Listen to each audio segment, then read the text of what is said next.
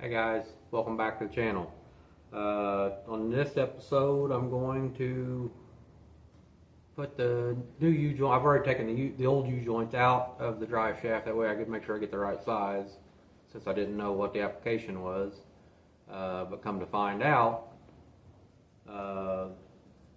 GM, the earlier GM U-joints are the same as the later Ford U-joints. So I didn't have to get a oddball U-joint. I just got a standard U-joint for a 04 Ranger, and it will fit my GM yoke and everything else. So it's same U-joint front and back. U-joint 354. That's an O'Reilly U-joint, Master Pro. It's a greasable U-joint. So I had one already, a Moog U-joint at the other shop that was the right one, but it was not greasable. So, and I don't like the factory ones that were in this were not greasable, and I don't like using those. I like to be able to put a grease gun to it, and for regular maintenance, put grease in them. So I'm going to install those today, get this mounted back in the car, and that should do everything I need to do underneath for now. I still need to, well, obviously I still need to run brake lines and all that stuff. For right now, this should be all I need to do under there. But I still need to lock down the rear end as far as the pinion goes, weld up the perches, but I haven't done that yet, and I'm not going to do that until I'm completely almost done with the car, all the weight back on the front of the car, and all the interior back in the car. So I'll lock it down after that, basically right before I'm heading out the door with the car. But after thinking about it, in the previous video, I set the pinion angles. I set them the way they're supposed to be set. But after thinking about it, these leaf springs are 70 plus years old, and there's no arch to them at all with weight on the car, because I mean, obviously the car's been sitting on them for 70 plus years, the weight of the car.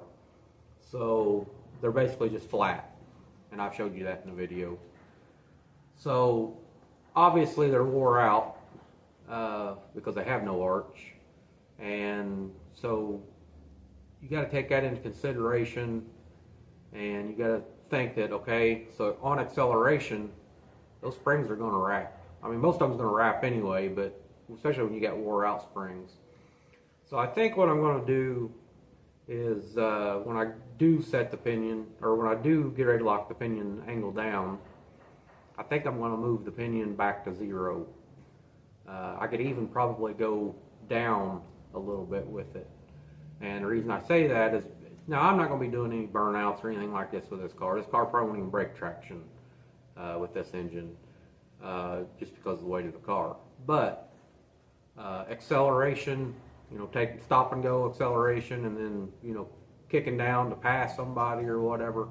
Every time you do that, the pinion's going to go up, and the weaker the leaf spring, the more it's going to go up. So I think the best thing to do is set that at 0. Like I said, I could go negative, but I think I'm just going to set it at 0 and go from there, and that'll give me plenty of clearance as far as hitting the floorboard. And also, when that does accelerate, it's going to put it about where it needs to be at instead of over extending. So I am going to do that, but that'll be, like I said, at the end of about when the project's finished. So right now I'm going to put you on time lapse, and I'm going to turn my radio and heat on, and I'm going to put the U-joints back in this, and I'll be back in a little bit.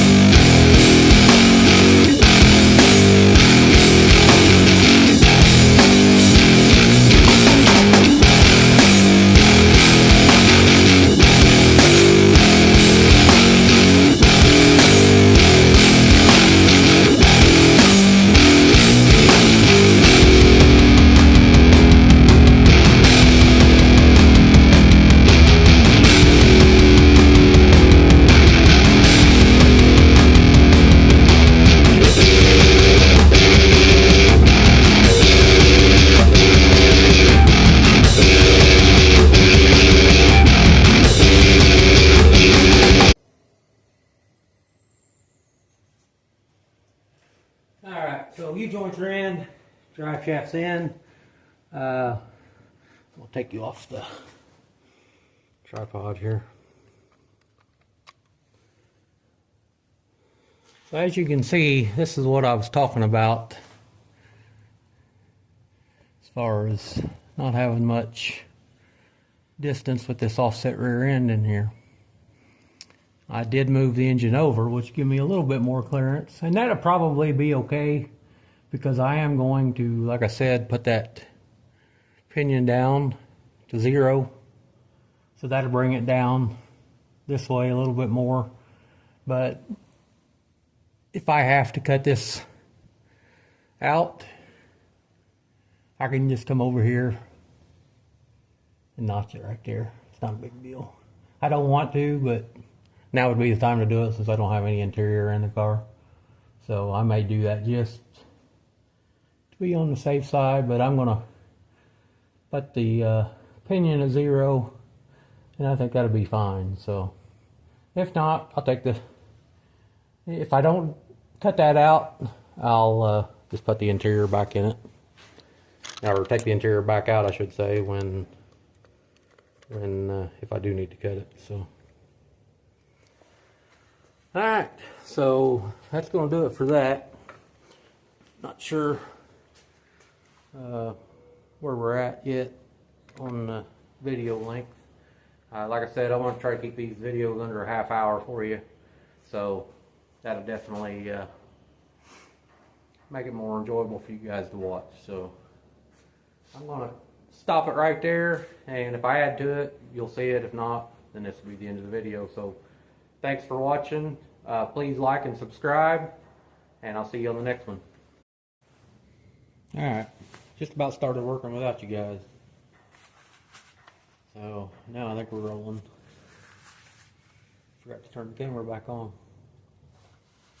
Rookie mistake. Okay, so what I'm doing here, I don't know if you can see that. I did get that, well, I got the radiator in also, but I got that fan spacer, got it in, everything's going to clear just fine. So, but what I'm going to work on now is I'm going to try to knock this alternator bracket out. So I went ahead and put it up there and made me a mark, but I basically bolted it in here, and I just made a mark there because I just need to drill a hole there just to basically notch that out, that hole right there out, just a little bit. We don't need much. And then once I do that, then I'll get a piece of square tubing and go from here to the back side of this. That'll lock that in real good. And then I'll take this 90-degree right here, and I will take this screw out, and I will make it to where it will come here, and then I'll weld into this bracket right here. So it'll be supported here and here, all one piece, and it'll be fine. So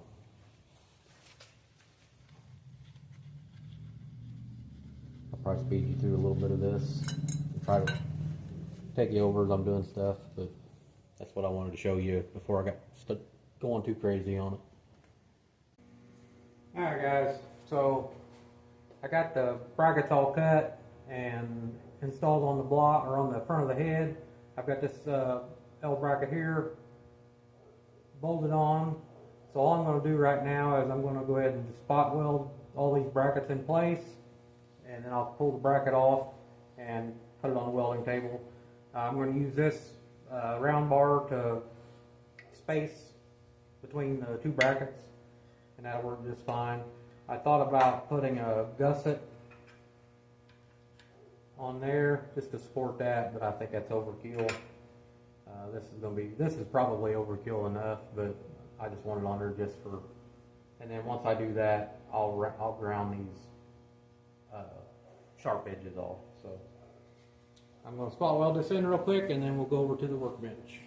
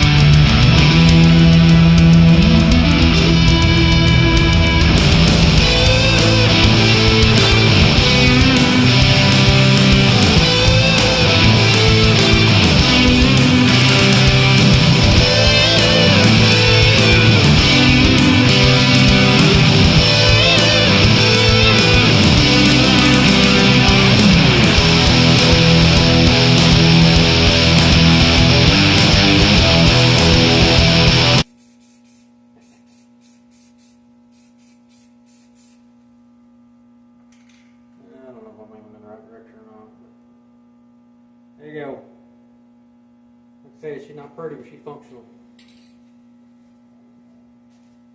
And that's all that matters.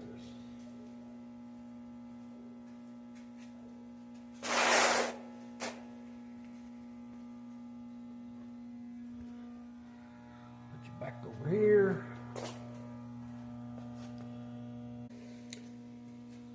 So there you go. So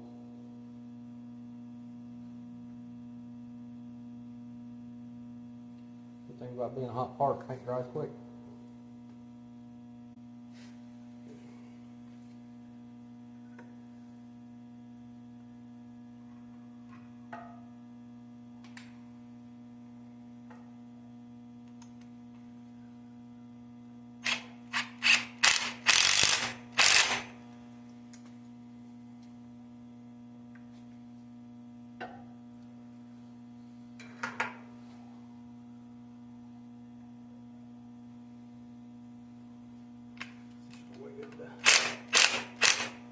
Bolts in for it. Crazy there.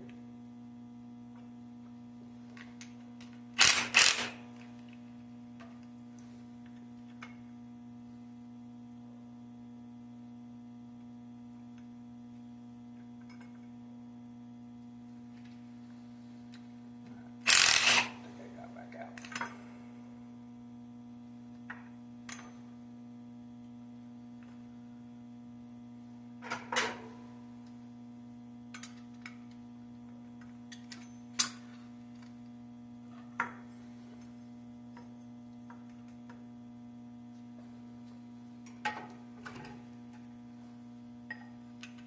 There's just not enough hands.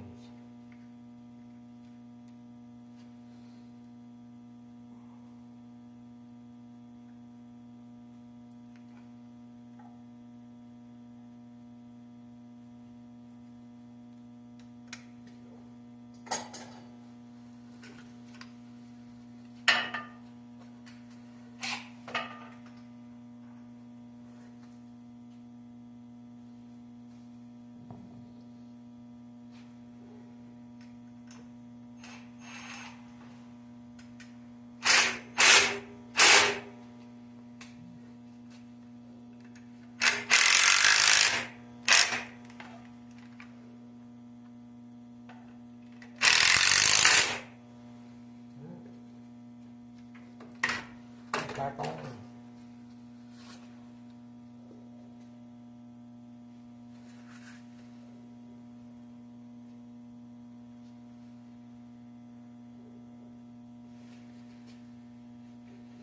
Like I said, a lot of that was probably overkill, but at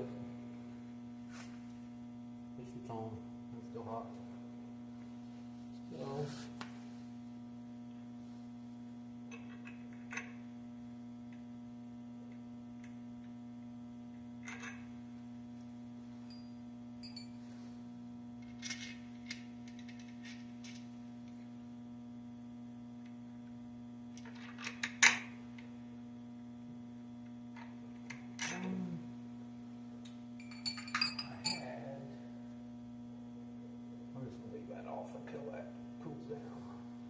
Care about being blocked or bolted to the block because it's not going to hurt anything with being hot. Not that it is good. Fine.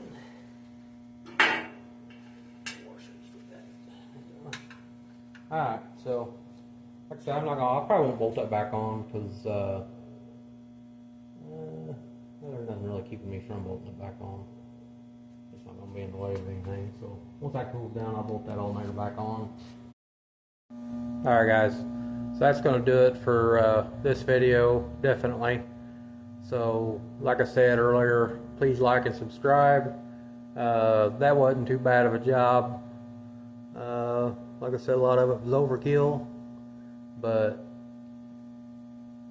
I mean it's functional, so that's all that matters. So appreciate you watching, and I will see you on the next one.